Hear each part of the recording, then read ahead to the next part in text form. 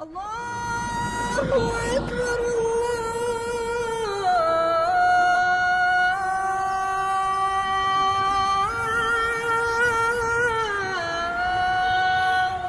أكبر. بسم الله الرحمن الرحيم. الحمد لله رب العالمين، وصلى الله وسلم وبارك على المبعوث رحمة للعالمين سيدنا محمد وعلى آله وصحبه أجمعين. أما بعد، السلام عليكم ورحمة الله وبركاته. This is a brief introduction of how our Prophet ﷺ used to pray. And this is collected and taken from the authentic Sunnah. And this is extremely important because it was he, sallallahu alayhi wa sallam, who said, "Pray as you have seen me pray." I haven't seen you pray, O Prophet of Allah, sallallahu alayhi wa sallam, but I have read the description of your prayer from your companions. And the hadiths that came to us are found in Bukhari, in Muslim, in Sunan Abi Dawood, Tirmidhi, Ibn Majah, An-Nasa'i, in Al-Mustadrak, in Musnad Imam Ahmad, Muwatta Imam Malik, so many books of hadith. You collect them, you check their authenticity, and then you implement it in your prayers. Now, the issue of prayer is important because it is one of the pillars of Islam. Not only that, it is a vast and huge topic because, like any forms of worship, it has conditions. It has things that nullify it. It has pillars. It has mandatory acts and it has sunnah acts. And without the knowledge of all of these things, your prayer would not be complete. And this is the cause where a lot of the Muslims have dispute, argument. They have hatred and enmity towards one another simply because you're not praying like I'm praying. Simply because I follow a school different than your school. And this is totally wrong. Salat was made to gather people together. This is why we have congregational prayer. This is why when the Prophet ﷺ used to straighten the rows of the worshippers, he used to say to them, "Do not differ. Do not go against one another, so that Allah Azza wa Jal would not differ your hearts." And this is what we're having at the moment. So this is a brief description. I don't claim that it is the perfect description, but at least sharing with you that I know would inshallah elevate the level of our prayers to the level we want, bi'ithnillahi azza wa jal. So first of all, there are conditions, and these conditions must be fulfilled. And the definition of condition, according to the jurors, is that a thing, without it, the form of worship does not exist. And if it is found and fulfilled, that is the condition, this doesn't mean that it has to be found. What does this mean, Sheikh? I'm confused. I'll give you an example, don't worry. One of the conditions of salat is wudu, ablution. So, if I pray without ablution, my prayer is void. Simple as that. Because the condition was not fulfilled. But if I make ablution, this does not mean I have to pray. I may pray and I may not pray. So, when the condition is there, it doesn't mean that I have to perform the form of worship. But if it is not fulfilled, if it's not there, this means that even if I perform the worship, the form of worship, it is invalid. So what are the conditions of salat? There are many. Among them is, first of all, niyyah, or intention. And the intention, some make it as a condition because it comes before the prayer. and some make it as a pillar. And it's more likely to be a condition. So you have to know what you're doing. You have to intend it. And I will not go into the conditions of salat because this is a long topic. But I have to know whether I'm praying Dhuhr, Asr, Maghrib, Isha or Fajr. I just can't say Allahu Akbar and during the prayer say, what is this? I think it's witr. No, this is not valid. Second condition, facing the Qibla. So if I know the direction of Kaaba, I have to direct myself to it.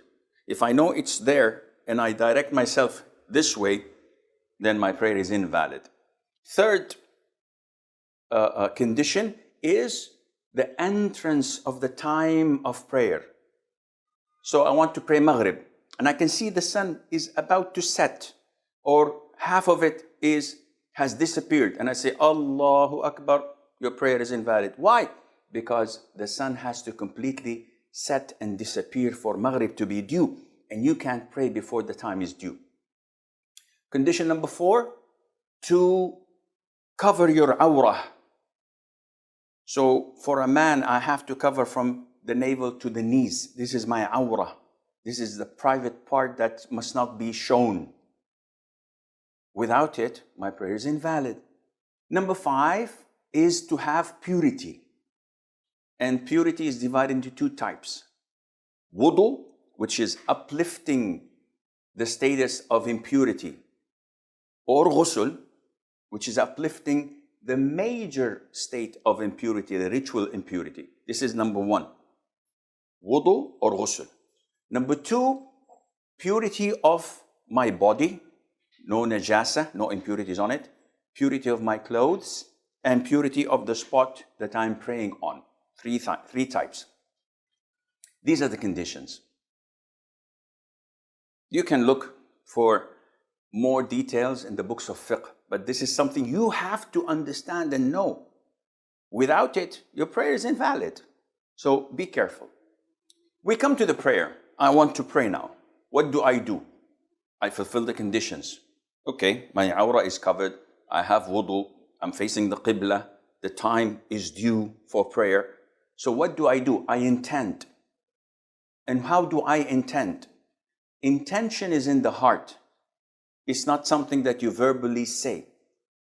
So if I want to eat an apple, I don't say I intend to eat this green apple in front of me on the table. I just reach out and bite it. This is the intention. So my intention now, in my heart, I don't have to say anything verbally or mentally. I just intend to pray Dhuhr. It is Dhuhr time. I make wudu, I come and I stand. The intention is there. I begin my prayer with a pillar. What is this pillar? You tell me. Wrong answer. The first pillar of salat is not takbir. The first pillar of salat is standing up when you're able to do so. So for fard prayers, you don't have the option of sitting down because you're lazy or you feel tired. If you're able to stand up, it's a pillar that you stand up. This is pillar number 1. I'm standing up. I do pillar number 2, which is known as takbiratul ihram. The first inauguration takbir by saying Allahu Akbar. So now I've started prayer. The hadith of the Prophet ﷺ, وَتَحْرِيمُهَا التَّكْبِير. So it has to be inaugurated with takbir, the first takbir. Okay, Sheikh, you said Allahu Akbar and you didn't raise your hands. Yes, raising the hands is not a pillar. This is a sunnah. Whoa, I didn't know that. Well, now you know. This is why I'm here. So saying Allahu Akbar means that I've started praying. Now, the sunnah is to say Allahu Akbar, to raise the hands.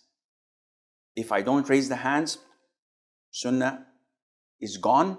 The prayer is totally valid and correct. Okay, when to raise the hands, Sheikh? You have one of three. Either before saying Allahu Akbar, or during it, or after it. Can you explain? Yeah, sure. Allahu Akbar. Allahu Akbar. Allahu Akbar. It can be raised before, during, or after. This is confirmed sunnah of the Prophet ﷺ. So, we move on.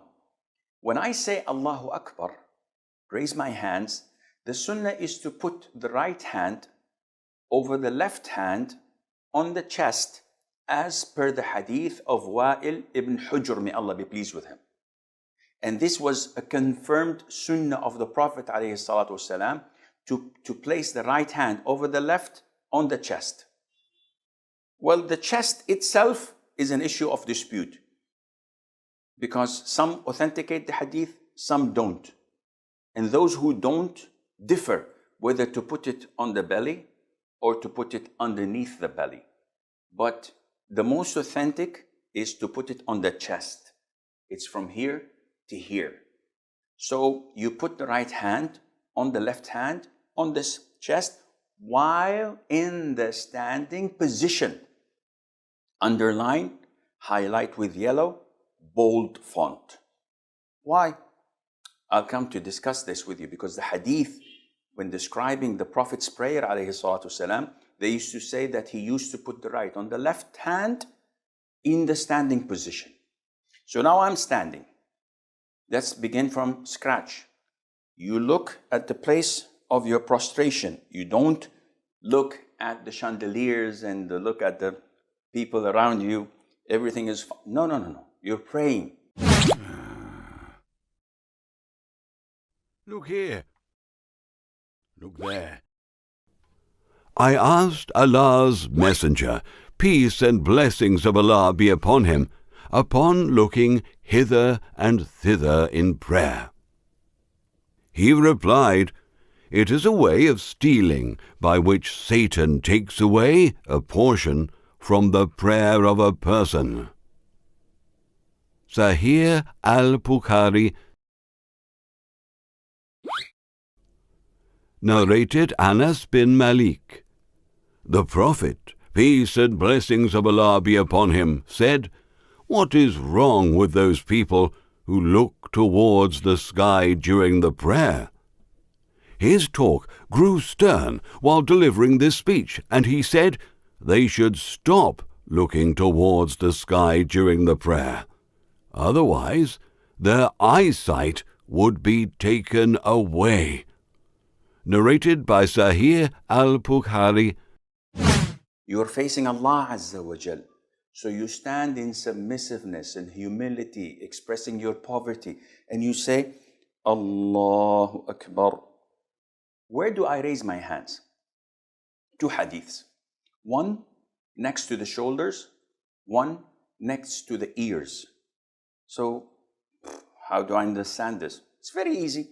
The palm is next to your shoulders. The fingers are next to the level of your ears. And this is how you combine between the two authentic hadiths.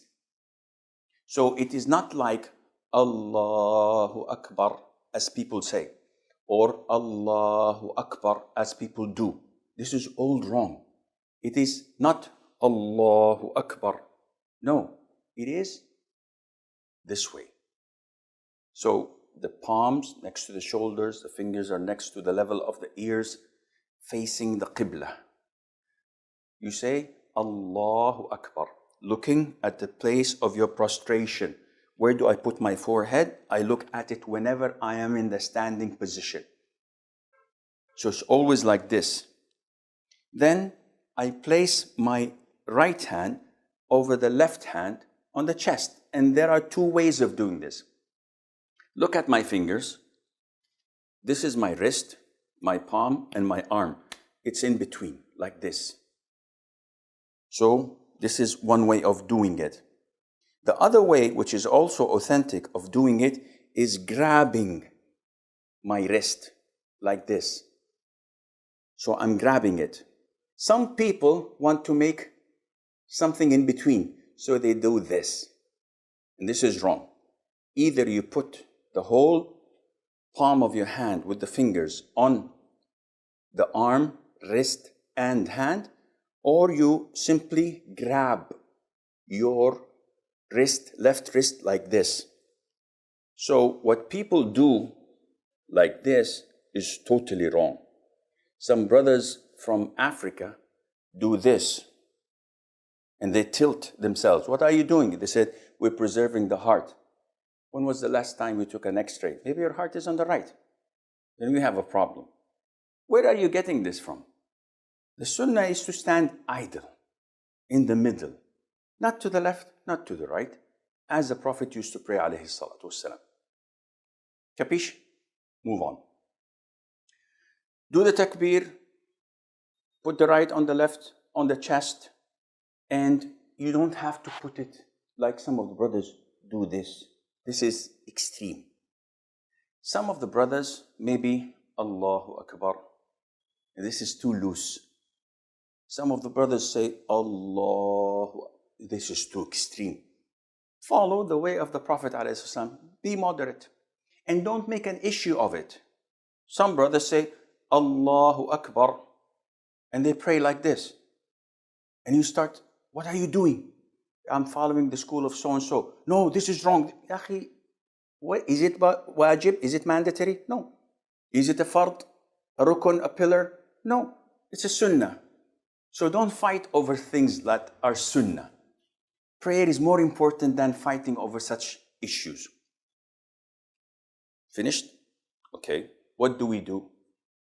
We move on to another sunnah, which is called Du'a ul-Istiftah.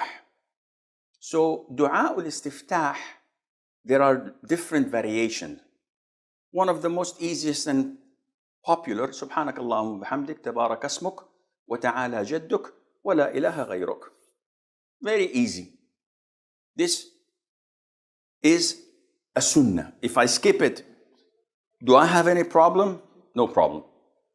Another famous one is the dua of Abu Hurairah in Sahih Muslim. اللهم باعد بيني وبين خطاياي كما باعدت بين المشرق والمغرب ونقني من خطاياي كما ينقى الثوب الأبيض من الدنس واغسلني من خطاياي بالماء والثلج والبرد. Beautiful dua, Sahih Imam Muslim. There are 3-4 more. You pick and choose. If you skip it, no problem. Then I begin with saying أعوذ بالله من الشيطان الرجيم, or أعوذ بالله السميع العليم من الشيطان الرجيم. Or there are a number of ways of seeking refuge in Allah from shaitan. Mandatory? No. Sunnah. Then I say Bismillahir Rahmanir Rahim. Mandatory? No, it is sunnah. Sheikh, give me a break. What do you mean sunnah? In the Quran, if I open it, I find Bismillahir Rahmanir Rahim, number 1. This is a verse from the Fatiha. Akhi, it's an issue of dispute. And the most authentic opinion, according to the Sahih Sunnah, that Basmalah is not a part of Fatiha. It is a dividing verse between the surahs of the Quran, with the exception of Surah At-Tawbah, chapter number 9. And the hadith is clearly stating this. When Allah says, I've divided prayer between me and my servant into 2 halves. When my servant says, Alhamdulillahi Rabbil Alameen, Allah says, my servant has praised me. Ar-Rahman Ar-Rahim, and so on. It goes on like this.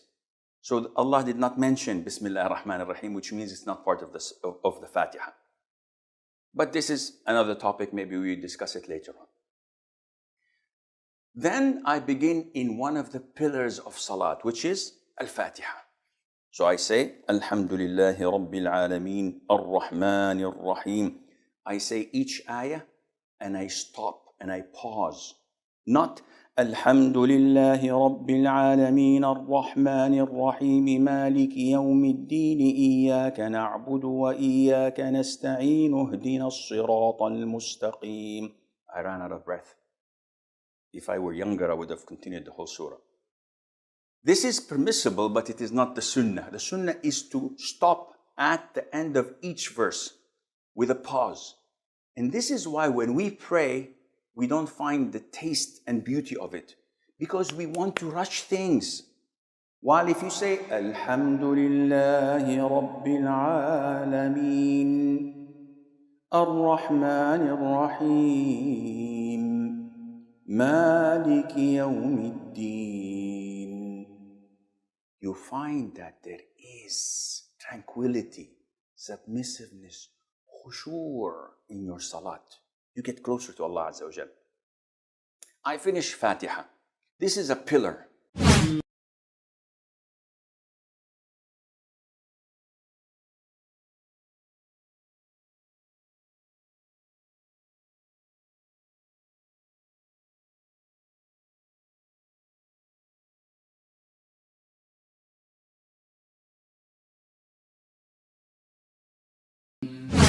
Now I'm talking about pillars, mandatory acts, and voluntary acts.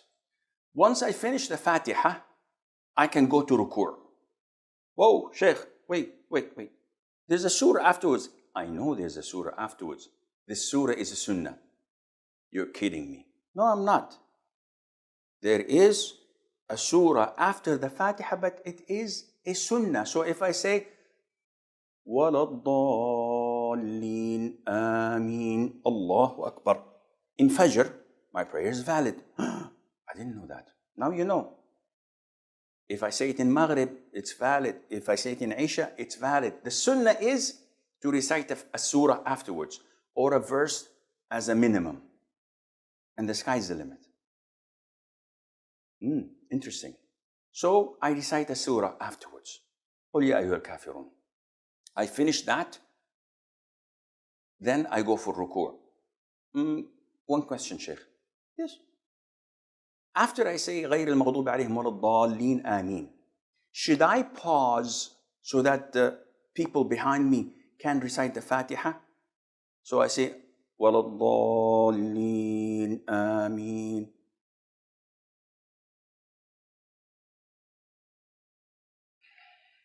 قُلْ يَا أَيُّهَا الْكَافِرُونَ. Oh, why did you stop? So that the people can recite the Fatiha. This is how they do it in Mecca and Medina. Says, okay, how did the Prophet do it? Because he said, pray as you have seen me pray. My job is to come and check how the Prophet ﷺ used to pray. Never ever was reported that he paused between the Fatiha and the Surah. So this is clear? He never paused. Okay, so you say, وَلَا الضَّالِّينَ آمين قُلْ يَا أَيُّهَا الْكَافِرُونَ. Just like that? Yeah, just like that. Okay, we move on to finishing the surah. We finish the surah. What should we do now? After finishing the surah, the sunnah is to go for ruku'. So how do I perform ruku'? So I finish the surah. I say, Allahu Akbar. Now listen, I haven't said it yet. Raising the hands, sunnah or mandatory? Sunnah. So the raising the hands is a sunnah. And when do I say Allahu Akbar? Mistake number one. Allahu Akbar. This is wrong. Mistake number two. Allahu Akbar. Whoa. If these are two mistakes, then what should I do? You should say takbir while moving, not in the standing position and not after you've reached your ruku'. So that it's called takbir of movement. So this is the way it should be. Allahu Akbar. So while moving, saying the takbir. What is the ruling of the takbir, Sheikh? This is wajib, mandatory. Meaning that if you purposely skip it, your prayer is invalid.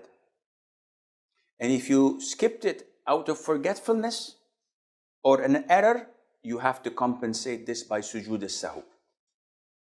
So I go to the ruku' position. And what I do is the following.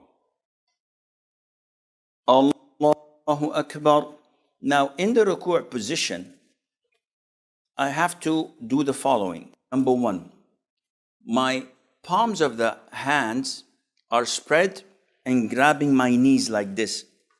So the fingers are spread. My back is straight. So it's not like this, and it's not stretching out downwards.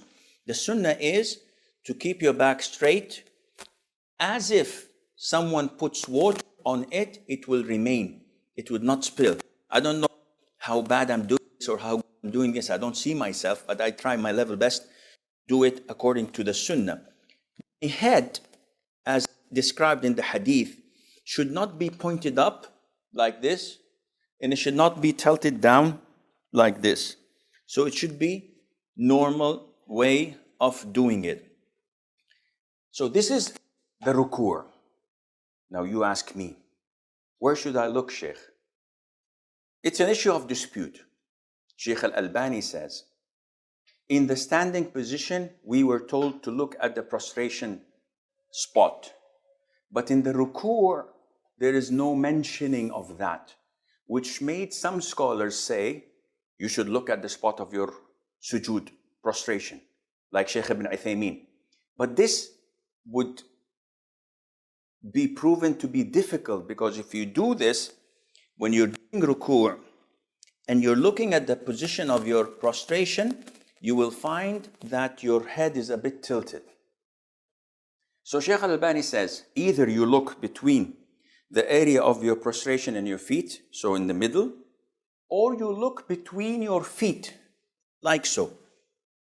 And this area is something that is open. The Prophet did not mention, alayhi salatu wasalam, any specific place. The companions did not describe any specific place. So inshallah, it is more than possible to do whatever you think is best for your salat. Now, after finishing my ruku', during it, I have to repeat the dhikr. And what is the dhikr? I have to say, Subhana Rabbi al-Azim, which is mandatory. And 1 is the minimum. 3 is recommended. The sky is the limit afterwards. I can say Subhana Rabbi al-Azim. I can say Subhana Rabbi al-Azim wa bihamdih. I can say Allahumma laka raka'tu, bika amantu, laka aslamt, khasha'a laka sam'i wa basari wa 'azmi wa mukhi wa mastaqallat bihi qadami. Different kinds of dhikr you can say. The minimal requirement is 1, Subhana Rabbi al-Azim. This is mandatory. You cannot play with it. So we say Subhana Rabbi al-Azim while I'm in the ruku'. Among the mistakes people do is like this. Subhana Rabbi al-Azim. So they say it while going down or coming up. And this is not valid. You have to say it when you are totally in ruku', relaxed, every bone is back to its place, by saying Subhana Rabbi al-Azim wa bihamdih once, enough. Then while rising up, you say Sami Allahu liman hamida, and you raise your hands again. So we raised our hands in the inauguration takbir. We raise our hands when we go for ruku'. We raise our hands when we rise up from ruku'. And this is the sunnah according to the hadith of Abdullah ibn Umar, may Allah be pleased with him, in Sahih al-Bukhari. And he's describing the Prophet's prayer, alayhi salatu wasalam. And we say, Sami Allahu liman hamidah. This is mandatory for an individual praying on his own, for an imam leading prayers, for worshippers. And I follow that by saying, Rabbana laka alhamd. Rabbana wa laka alhamd. Allahumma Rabbana laka alhamd. Allahumma Rabbana wa laka alhamd. Either one of these 4 does the job. And this is said by the imam, by the individual, and by the followers, which means that if I'm praying behind an imam and he rises from ruku' saying Sami Allahu liman hamidah, I, as a follower, do not say Sami Allahu liman hamidah. I just answer what he has said. So, I've raised or I raised and I got up from ruku' position saying Sami Allahu liman hamidah, Rabbana wa lakal hamd. There are a lot of adhkar I can say afterwards, but this is what's essential. You can say ملء السماوات وملء الأرض وملء ما شئت من شيء بعد. You can say ربنا ولك الحمد حمدا كثيرا طيبا مباركا فيه. And do I place my hands on the chest or leave it on the sides? Either way is possible. What do you suggest, Sheikh? I personally follow the hadith of Wa'il ibn Hujr, which says that whenever the Prophet ﷺ rised from ruku', whenever the Prophet ﷺ stood up, he used to put the right on the left on the chest. So now after I've risen from ruku', what is this position called? Is it sujood? Is it ruku'? What is it? It's standing up. So according to the hadith, then I should do this. The majority of scholars say no, you have to put it on your side. But there is not a single hadith that stated that the Prophet used to put his hands on his side in any position. So it's an issue of dispute, but akhi, again, this is a sunnah. You put it on your chest, you put it on your side, there's no problem. Don't make an issue out of it. Don't label people or classify people or think that people are better than you or worse than you. No. Just leave it as it is. This is the conviction. Leave them. So I'm in the ruku' position. Subhana Rabbi al-Azim wa bihamdih. Sami Allahu liman hamidah. Rabbana wa lakal hamd hamdan kathiran tayyiban mubarakan fih. سمع الله لمن حمده.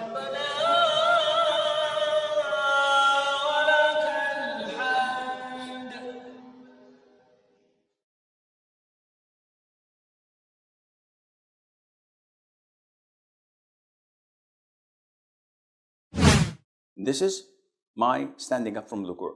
What should I do now? I should go for sujood. Now for sujood, there are two ways. A difference of opinion among scholars. Should I land first on my knees or should I land first on my hands? It's an issue of dispute. And the reason of that is the hadith of the Prophet ﷺ when he said that one should not go down like a camel does when the camel wants to sit. Rather, he should put his hands first before his knees. And understanding whether the hands of a camel are their elbows or the knees in his feet, it's an issue of dispute. Either way is okay, inshallah. So, however you feel comfortable with, you should do it. I personally, due to age, due to praying on marble or stones, whenever there are pebbles in the ground, if you land from the standing position on your knees, would surely injure yourself one way or the other. For elders, it's difficult to go on their knees, especially if they have knee problems. It's always best to go first on the hand. It's like a shock absorber. It absorbs the fall itself. It eases the pressure on and the weight on the knees. So how to do this? This is what we'll, inshallah, show you now. So, in order to do sujood, you will find that I'll take my glasses. Now I can't see you, but alhamdulillah, you can see me. Why do you take your glasses off, Sheikh? Because it will hinder putting the sujood spots properly. What do you mean by sujood? Prostration, as the Prophet said, I was ordered to prostrate on 7 limbs. He said, the face, and he pointed to his nose, meaning the forehead and the nose. These are related. This is one organ. The hands, the knees, and the feet. These are 7. So, I want to go to sujood. Do I raise my hands? No. I just say Allahu Akbar while falling to sujood. And this is what I do. Allahu Akbar. This is the way of performing sujood. What are the things I should paying attention to? Before I do the prostration, I'm still in the standing position. You have to know that, first of all, my hands should be pointing to the Qibla. So my hands are not this way and are not this way, rather they are pointing to the Qibla. Now, where should I place my hands? I have the option either to place my hands next to my shoulders or a little bit close to my ears. My knees are not so close together, they are apart. My feet, they are close to each other, erect, with some toes, not all of them, because it's impossible to have all your toes pointing to the Qibla, but the toes that are bendable can point to the Qibla. My arms are wide and spread, so my biceps are not close to my sides. So I have to spread as I'm spreading my wings. And my stomach is not touching my thighs. Some people just go very down. And I'll show you quickly, hopefully to the best of my knowledge and ability. So my forehead, my nose must touch the ground. And these 7 limbs must touch the ground throughout the sujood. Because part of the famous mistakes is having your feet dangling. Or some of the brothers having the left hand on the ground and the other hand while prostrating, playing with his beard or looking at something in his pocket. So he's prostrating on 6 limbs, and this renders his sujood void if he does this without any legitimate reason. So I was standing up. Now I'm falling into the sujood position, and I'm saying Allahu Akbar in between. So let's look at how I make the sujood. This is one of the ways of doing it. So my hands and fingers should be pointing towards the Qibla. My face, my forehead, and my nose are touching the ground. I should have my arms apart and away from my body. And at the same time, my stomach is not touching my thighs. Some brothers do this, and this is wrong. And this is too much spread. So the appropriate way is either having my hands next to my ears or to my shoulders. I can have this one here, and I can have this one here. Look at my feet. They are touched together, not far away. They are touched together with my toes bent towards the Qibla as much as possible. Now, if I'm praying next to people, to my right and to my left, if I do this, I'm gonna annoy them and maybe harm them.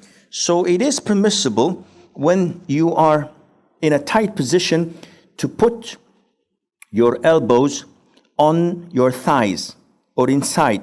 What is haram and prohibited is to do this. This is prohibited, which I have my forearms on the ground like a dog. And the Prophet said that this is totally prohibited. What should I say when I'm prostrating? Subhana Rabbi al-A'la. Subhana Rabbi al-A'la wa bihamdih. Sabbuhun qaddusun Rabbul malaikati wal ruh. So many du'as. The minimum requirement, Subhana Rabbi al-A'la. Can I make dua? Go ahead, make dua. As much as I want, as much as you want. Oh Allah, pay my debts. Oh Allah, guide my children. Oh Allah, guide my wife. Oh Allah, get me a second wife. Oh Allah, grant me health, whatever. In Arabic. Sheikh, I'm non-Arab and I can't say it in Arabic. No problem, say it in your own language. Oh, this is interesting. Yes, the closest you are is when you are in sujood position. So if I'm in my sujood position, and I would like to sit between the two prostrations, I say, Allahu Akbar. And I sit on my left foot. This is called iftirash. And I erect my right foot with as many possible toes towards the Qibla. My hands are on my thighs and my knees. So it's in between. The area is possible. You don't have to do this. You don't have to do this. It's here. Sit normally. Don't be so technical. Sometimes people are so technical, they forget the prayer, they forget what you're reciting, and just think, oh, am I doing this right? Am I doing this wrong? Be natural. Follow the sunnah, acknowledge that this is a sunnah, the way of the Prophet, and do it naturally. And when I sit like this, I say, Rabbi ghfirli. Minimum is once. I can say 10 times, 10, 20 times. I can say 2, 3, 4, whatever. Rabbi ghfirli, Rabbi ghfirli. Issue of dispute. Is saying Rabbi ghfirli mandatory or sunnah? Some scholars say it's sunnah. I am inclined to say that it is mandatory because the Prophet ﷺ always used to say it. Any other dua? Yes, there is a longer dua. Rabbi ghfirli warhamni wa'afini wajburni wahdini warfa'ni. All of this is possible.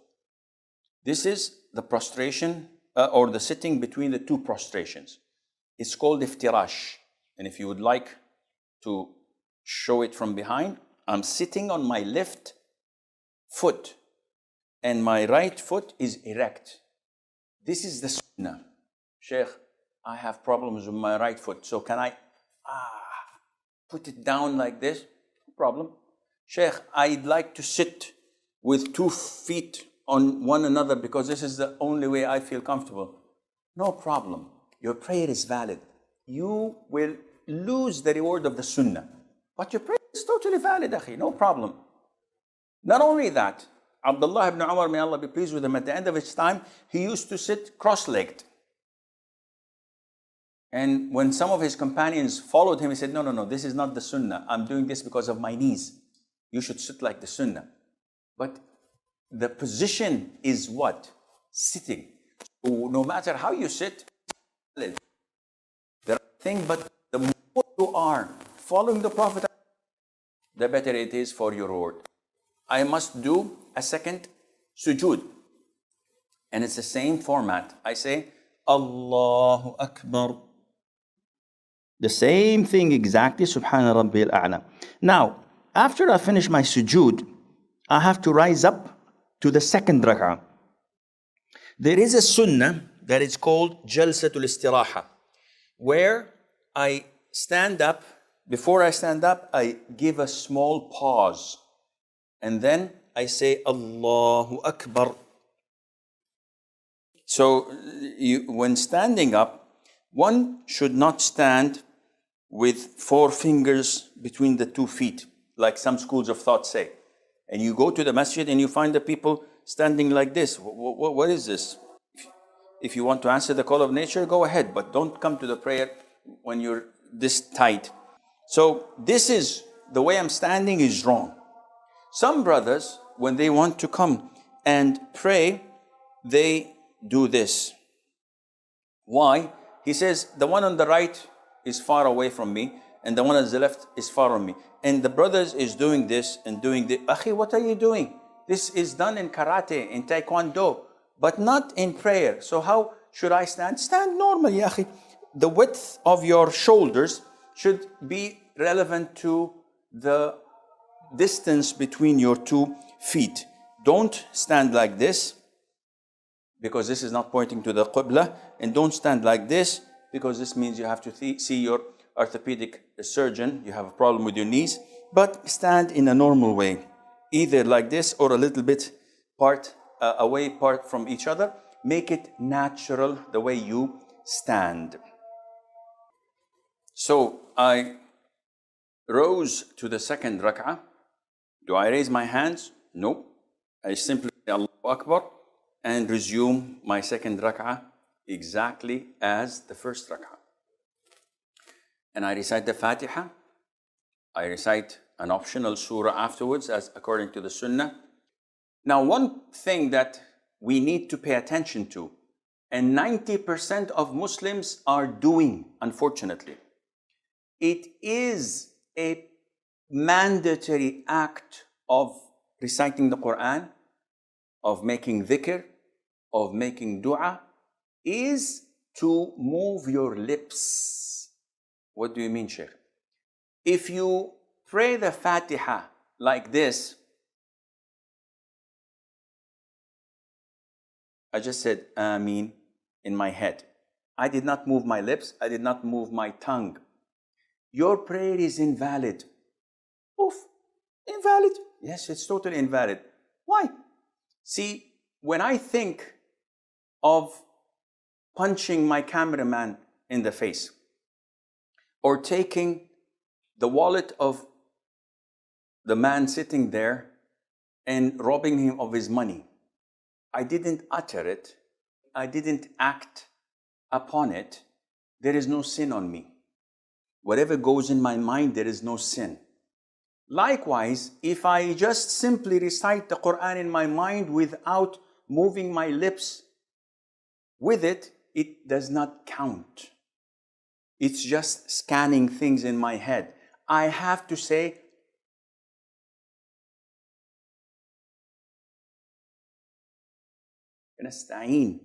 I have to move my lips and my tongue. And this is why when some of the companions of the Prophet ﷺ came to him, he said to him, your tongue must remain moist with the remembrance of Allah.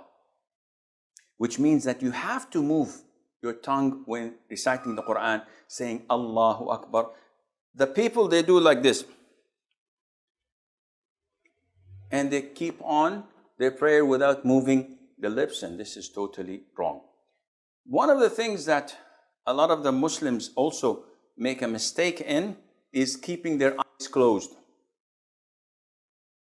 So what are you doing? Well, I am daydreaming. I think I'm on the beach in Côte d'Azur, in Cannes or Nice. Wow, it's fun. Allahu Akbar. What? This is totally haram. Why are you closing your eyes? He said, oh, Sheikh, I'm distracted. Whenever I keep my eyes open, the man in front of me is moving, and the next one to me is touching his pocket, and the third one is picking his nose, and every time I feel tempted to look at my watch, and sometimes I say, Sami Allahu liman hamida, and I watch the chandeliers and the lights and the writing on the wall, I get distracted, so I close my eyes. This is not permissible. Why? Because neither the Prophet ﷺ nor his companions had ever done this, and they had more things to distract them than you. Now, if you tell me that there's a child in front of you while praying, sometimes you get these situations. You get a 3-year or 4-year-old child standing in front of you, looking into your eyes and doing faces to you. This would make you break into laughter. So in order to avoid this, you close your eyes for maybe 5-10 seconds until he goes away. This is okay. But to think that tranquility comes only through closing your eyes while doing this, this is against the sunnah and it's not permissible. Also, one of the common mistakes is that when you are in the ruku' position and you say Sami Allahu liman hamidah, people think that this is time for dua qunut. So they say Sami Allahu liman hamidah Rabbana wa lakal hamd hamdan kathiran tayyiban mubarakan. This is wrong. The raising of the hands should be Sami Allahu liman hamidah. If you want to make dua, either put your hands to your sides or to what I have indicated to earlier, put the right on the left on the chest and say Rabbana wa lakal hamd hamdan kathiran tayyiban mubarakan fi. This is only done in qunut of witr. When you're making dua in qunut of witr, not during their prayers as usual. I bow and I prostrate and then I sit for the first tashahhud. So when I rise up from the second sujood to sit for my first tashahhud, I'm in the position of iftirash. I sit on my left foot with my right foot erect with my toes pointing to the Qibla. And I begin to say at-tahiyyat, which is mandatory. Now, my left hand is on my knee and thigh in here. My right hand has two positions. The first position is to grab the two pinky and the one next to it finger, to attach the middle finger with the thumb, doing a circle like this, and to point with my index finger like this. This is position one, which the Sunnah came with. The second position is to make a fist with all four fingers, pointing only with the index finger. So, either this or this. Now, what do I do with the index finger? The Sunnah, as in the hadith of Wa'il ibn Hujr, the Prophet, whenever he sat alayhi salatu wasalam for tashahhud, he used to point his index finger, moving it, making dua with it. So the Sunnah is to point it like this, shake it in its position, not circling like some people do, and not going up and down like people do, rather than pointing it and moving it. There is another hadith which is not as strong, not as authentic, which was narrated by Abdullah ibn Zubayr, may Allah be pleased with him and with his father, that the Prophet used to point and does not move. But the most authentic opinion is the hadith of Wa'il ibn Hujr, that he used to move it throughout. So when do we stop, Sheikh? You begin by saying, التحيات لله والصلوات والطيبات السلام عليك أيها النبي ورحمة الله وبركاته السلام علينا وعلى عباد الله الصالحين أشهد أن لا إله إلا الله وحده لا شريك له وأشهد أن محمدا عبده ورسوله, with different variations of this tashahhud. And I'm moving my finger. Point out that I can say either one, the hadith of Umar or the hadith of Abdullah bin Mas'ud. Assalamu alayka ayyuha nabi. This is Ibn Umar, this is Umar ibn Khattab and others. Or I can say that what Abdullah ibn Mas'ud used to say, which is in Sahih al-Bukhari, Assalamu ala nabi wa rahmatullahi wa barakatuh. And he said that we used to say at the time of the Prophet, when he was alive, Assalamu alayka ayyuha nabi. But after he died, we used to say, Assalamu ala nabi wa rahmatullahi wa barakatuh. So I can say either one. Now this is the first tashahhud. Do I offer salutation afterwards by saying, Allahumma salli ala Muhammadin wa ala ali Muhammad? No. The most authentic opinion is that this is the Sunnah. Imam Shafi'i said that if you add salutation upon the Prophet in the first tashahhud, this is recommended. And the vast majority of scholars say this is okay, but it is not per the Sunnah. So you stop at وَأَنَّ مُحَمَّدًا عَبْدُهُ وَرَسُولُهُ. Now, then you go and stand up for tashahhud, your third rak'ah. In Fajr, I continue. Allahumma salli ala Muhammad wa ala ali Muhammad, and I point out my finger throughout until I offer salam. If I'm in Maghrib or Dhuhr, Asr or Isha, I stand up for the third rak'ah. I continue the third rak'ah, the fourth rak'ah, and then I sit for the last tashahhud. In the last tashahhud, which is in a prayer that has two tashahhud, the first one and the last one, I sit in the position known as tawarruk. And tawarruk means that I sit on the hip, the wirk, and I sit on my left buttock. This is called tawarruk. And I erect my right foot as usual, but my left foot, which I used to sit on, now comes underneath my right leg. So this is called tawarruk. The Prophet used to do this in the third rak'ah in Maghrib and in the fourth rak'ah of Dhuhr, Asr and Isha. Now, I place my left hand over my knee with it. And sometimes it's erect so that I can lean on it, because I can see that my hip and my side is a bit tilted because of this way of sitting. And my hand is on my thigh, pointing my finger, and I'm looking, and this is something important. When I sit for tashahhud, where the hadith, the authentic hadith states the Prophet used to look at his index finger. So I should keep my sight through tashahhud while wiggling it or moving it in its position, shaking it. And this is the sunnah. Some scholars say you can also look at the position of your prostration, but the hadith proves that this is the doing it, and that is looking at your. I recite صل على محمد وعلى آل محمد كما صليت على إبراهيم وعلى إبراهيم إنك حميد مجيد اللهم بارك على محمد till the end. And then it is recommended to say or seek refuge in Allah from the four things. اللهم نعوذ بك من عذاب جهنم وعذاب القبر من فتنة المحيا والممات من فتنة المسيح الدجال. And then I can ask whatever I want, same as sujood, because this is a place where the Prophet told us alayhi salatu wasalam that you should select whatever you want from dua in this position. So I ask for Allah's forgiveness, I ask for Allah's provision, I ask for Allah's health, to guidance, etc.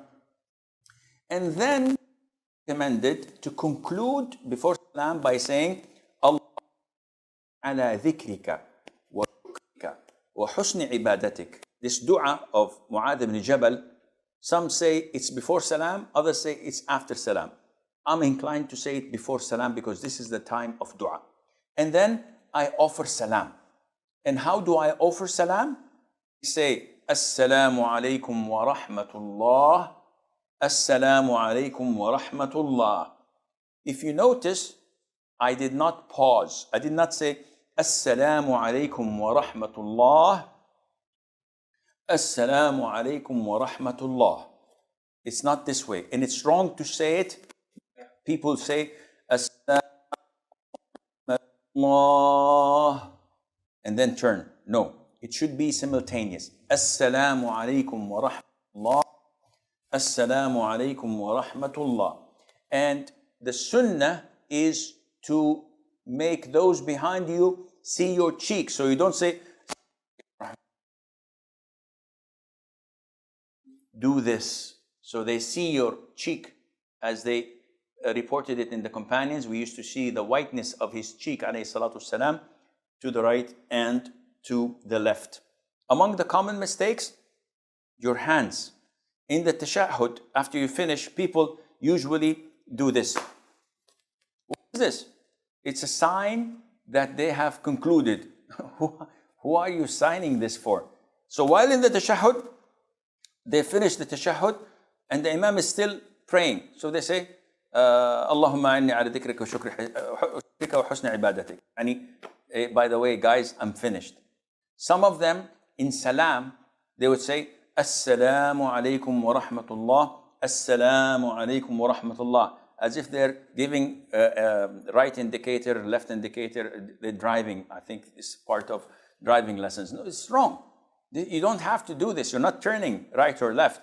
So doing this is prohibited. The Prophet saw the companions moving their hands while in prayer, and he said, do not do this like the tails of wild horses. You know, the tail of the wild horse is always wiggling and upright. And the Prophet prohibited them from saying this. And it is important to learn how to pray according to the sunnah, and that you're doing this for the sake of Allah Azza wa Jal. Some of the brothers in the standing position, when they're praying, and the end of the surah is min al-jinnati wan-nas. The Imam is reciting, and I'm praying behind him. The moment he says min al-jinnati, he lets go. What is this? This is indicating that I know that this is the last verse of the Imam and that he's going for ruku'. And this is acknowledged in long surahs. So if he's reciting from a long surah that people don't usually know, and I know that he's going to make ruku' now, I let go. So people next to me say, oh, mashallah, he's a hafiz. He says, Sheikh, I didn't do this for that intention. Why did you do it then? Don't. Follow the Imam. As long as the Imam is doing this, you do it. The moment the Imam says, Allahu Akbar, you let go. But not fulfilling this and doing it before the Imam means that there's something wrong. Either you want to inform people that I know the surah and I know that he's going for ruku', I'm a smart man. Or there's something wrong, I don't know what. Another thing that a lot of the Muslims fail to do is the moment the Imam says, Assalamu alaikum wa rahmatullah, you find the congregation doing this. And if the Imam take his time to do the left one, they say, come on man, I'm waiting. Imam, what are you doing? Come on, yahi, my neck is hurting. So they do this, and this is totally wrong. They should wait until the Imam says, Assalamu alaikum wa rahmatullah, Assalamu alaikum wa rahmatullah. Now they say their first taslim, Assalamu alaikum wa rahmatullah, Assalamu alaikum. So it is wrong to do taslim with the Imam when he first does his first. No, you have to only move after he finishes the salam. Also, a very common mistake is how you follow the Imam. What do you mean? The companions of the Prophet ﷺ told us in an authentic hadith that when we used to pray with the Prophet ﷺ, we did not bend our backs. Now they're in the standing position, their backs are straight. We never bent our backs until the forehead of the Prophet ﷺ touched the ground. Whoa! Meaning that if the Prophet says, Allahu Akbar, they wait until his head touches the ground, then they start descending. The vast majority of people, the moment the Imam says, they immediately go and fall. Maybe they're fitter, faster than the Imam, so they raise him and they go to prostration before the Imam, and this invalidates their prayer. So you be careful.